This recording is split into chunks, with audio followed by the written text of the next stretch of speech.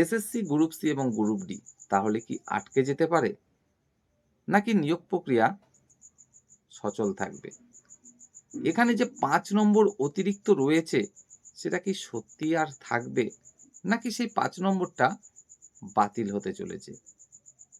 নিয়োগ প্রক্রিয়া কবে কমপ্লিট হতে পারে, কবে ইন্টারভিউ হতে পারে, কবে রেজাল্ট আসতে পারে? চলুন সমস্ত বিষয় নিয়ে আলোচনা করা যাক আজকের এই ছোট্ট ভিডিওতে। দেখুন, আপনারা অনেকেই এসএসসি অর্থাৎ স্কুল সার্ভিস কমিশনের গ্রুপ ডি তে পরীক্ষা দিয়েছেন। আবার অনেকেই স্কুল সার্ভিস কমিশনের গ্রুপ সি তে পরীক্ষা দিয়েছেন।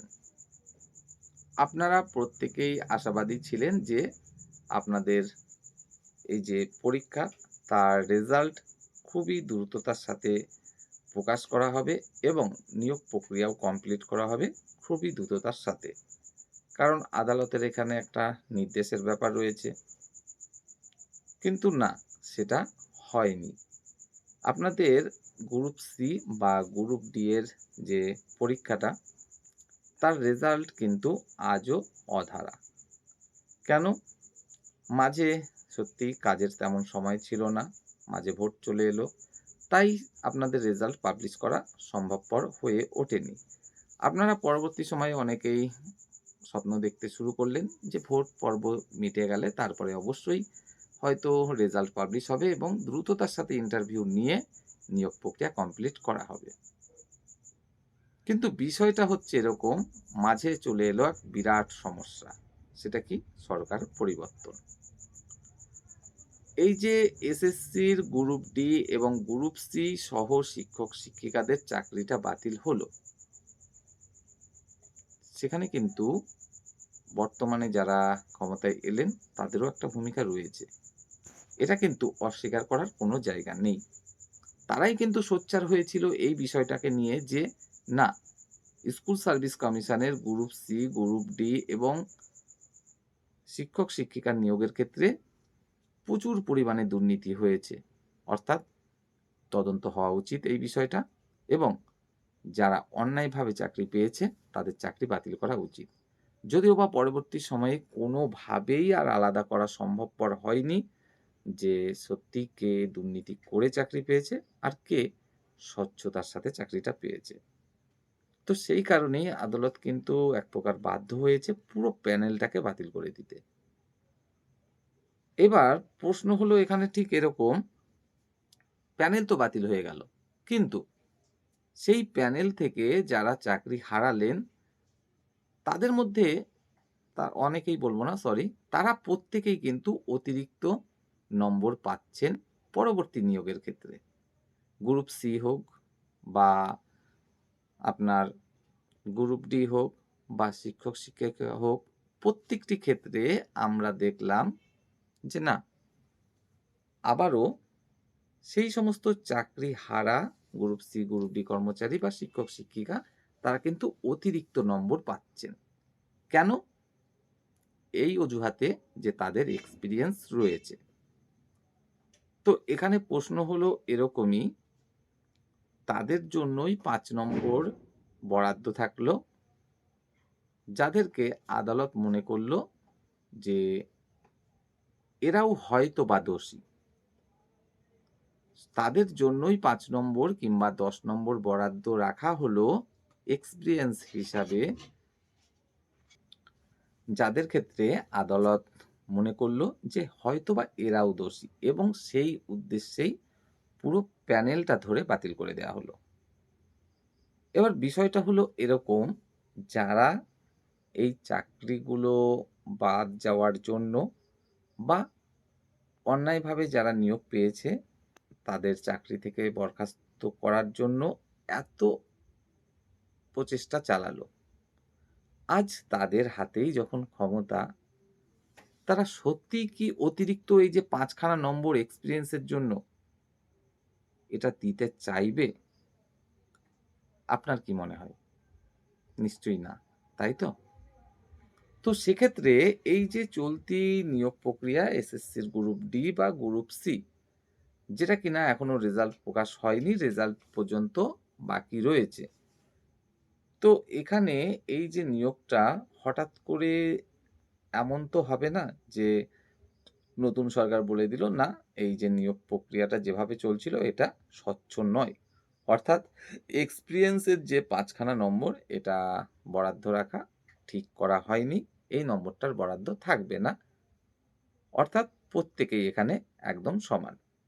একজন ফ্রেশার ক্যান্ডিডেট হোক বা একজন চাকরিহারা ক্যান্ডিডেট হোক, প্রত্যেকেই সমান।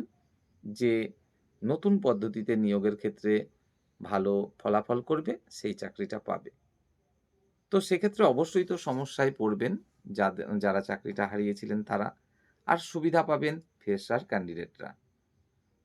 তো আপনারা অনেকেই বলবেন হয়তো যে মাঝপথে এসে কোনো নিয়োগের নিয়ম তো পাল্টানো যায় না। হ্যাঁ, এটা অবশ্যই ঠিক। সুপ্রিম কোর্ট স্বয়ং এরকম একটা নির্দেশ কিন্তু দিয়েছে যে কোনো নিয়োগের ক্ষেত্রে যখন একবার নোটিফিকেশন হয়ে যাবে এবং নিয়োগ প্রক্রিয়া শুরু হয়ে যাবে, মাঝপথে এসে কখনোই কোনো রকম নিয়ম পাল্টানো বা বদলানো যাবে না। তবে আরো একটা বিষয় কিন্তু মাথায় অবশ্যই আমাদের রাখতে হবে। এটা নিয়ে কেস পর্যন্ত কিন্তু অলরেডি অনেকদিন আগে হয়ে গেছে এবং কেস চলছে। নিয়োগকারী সংস্থা এসএসসি। সেই সময়কার এসএসসি আর এই সময়কার এসএসসি, হ্যাঁ, তফাৎ কিন্তু একটু অবশ্যই থাকবে। এটা স্বাভাবিক। সমস্যা এখানেই কিন্তু হতে পারে, সেই সময়কার এসএসসি চেয়েছিল অতিরিক্ত ৫ খানা নম্বর বরাদ্দ থাকা উচিত এক্সপেরিয়েন্সের জন্য। যারা চাকরি হারিয়েছেন তাদের এক্সপেরিয়েন্স তো অবশ্যই আছে, এটা অস্বীকার করার কোনো জায়গা নেই। কিন্তু প্রশ্ন হলো তাদের জন্যই ৫ নম্বর বরাদ্দ, যাদেরকে আদালত মনে করলো যে এরাও দোষী এবং তাদের চাকরিটা থেকে বরখাস্ত করে দেয়া হলো। এটা ভাই কিভাবে হয়? কোনো একজন অন্যায় করে চাকরিটা পেয়েছে বলে আদালত মনে করছে তার জন্য বরাদ্দ রাখতে হবে নম্বর। এটা তো হয় না, তাই না? হ্যাঁ, যদি এরকম বলতো যে এক্সপেরিয়েন্স এর জন্য ৫ নম্বর থাকবে, সেটা হতে পারে কোনো বেসরকারি সংস্থায় বা সরকারি কোনো সংস্থায় কাজ করার। তবে না, এই প্যানেলের বাইরে থাকা ক্যান্ডিডেটদের জন্য। তাহলে কিন্তু বিষয়টা ঠিক ছিল। এই প্যানেলের ক্যান্ডিডেটদের জন্য কিন্তু কখনোই নম্বর বরাদ্দ থাকতে পারে না। কারণ আদালত তাদেরকে দোষী বলে মনে করছে এবং সেই কারণেই তাদের কিন্তু চাকরি থেকে বরখাস্ত করা হয়েছে। আর দোষীদের জন্য অতিরিক্ত নম্বর বরাদ্দ, এটা কিভাবে মানা যায়? তো এখনকার এসএসসি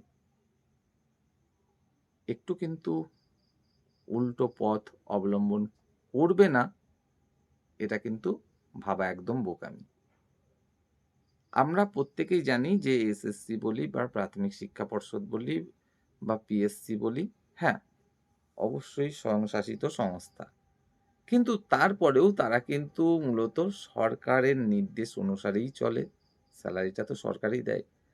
ভ্যাকেন্সিটা তো সরকারই চিন্তাভাবনা করে কতগুলো মানে এই মুহূর্তে আমার নিয়োগ করা সম্ভব বা কি সমস্ত কিছু।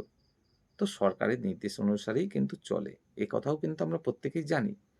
তো এখনকার যে এসএসসি, এখনকার যে সরকার যারা কিনা এই চাকরি বাতিলের জন্য এত লড়াই করলো, তারা যে হঠাৎ করে সত্যি এসএসসিকে নির্দেশ দেবে না উল্টো পথ অবলম্বন করতে, অর্থাৎ আদালতে যে ৫ নম্বর বরাদ্দ নিয়ে কেস চলছে সেখানে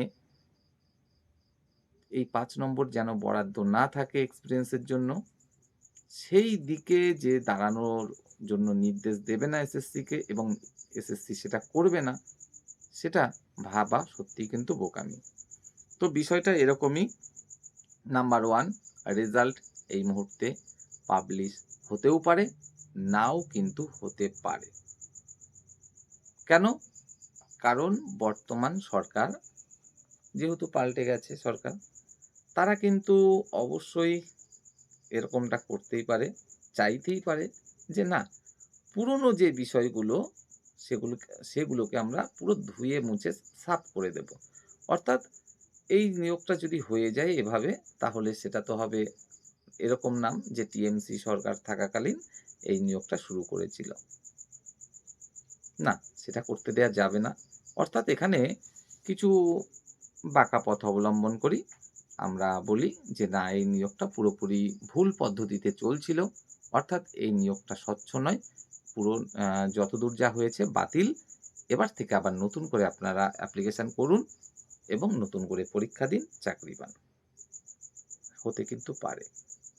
কারণ সরকার ভাই পাল্টে গেছে। আর সরকার পাল্টানো মানে কিন্তু অনেক কিছু পাল্টে যায়। তো এখন বিষয় রেজাল্ট পাবলিশ যদি হয় তাহলে অবশ্যই কিন্তু আমরা দেখতে চলেছি মে মাস কিংবা জুন মাসের প্রথম দিকেই এই রেজাল্ট পাবলিশ হতে চলেছে। আবারও বলি, যদি এসএসসির গ্রুপ ডি এবং গ্রুপ সির রেজাল্ট সত্যিই পাবলিশ হয়, তাহলে মে মাসের মধ্যেই আপনারা দেখতে চলেছেন রেজাল্ট পাবলিশ হতে চলেছে। আর নয়তোবা জুন মাসের প্রথম দিকে অবশ্যই পাবলিশ হতে চলেছে এবং সেক্ষেত্রে ইন্টারভিউ কিন্তু দ্রুততার সাথেই কমপ্লিট করা হবে এবং নিয়োগটা আপনারা পেয়ে যাবেন ভোটের আগেই। সে বিষয়ে নিশ্চিত অবশ্যই থাকতে পারেন।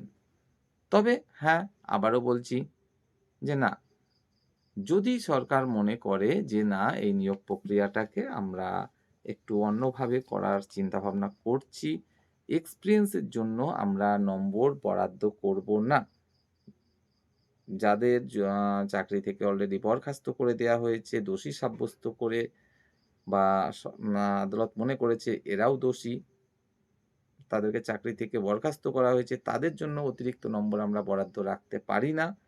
তো এটা মনে করে আ যদি মনে করে যে না, এই যে বিজ্ঞপ্তিটা এটা পুরোটা ভুল ছিল, আমরা এই বিজ্ঞপ্তিটাকে ক্যানসেল করলাম এবং সেই চিন্তাভাবনা করে যদি অন্য কিছু করে ফেলে, তাহলে সত্যিই আপনারা যারা খুবই ভালো পরীক্ষা দিয়েছেন, গ্রুপ ডিতে ৪০ এর মধ্যে ৪০ কিংবা ৩৯ কিংবা ৩৮ নম্বর পাচ্ছেন নিশ্চিতভাবে।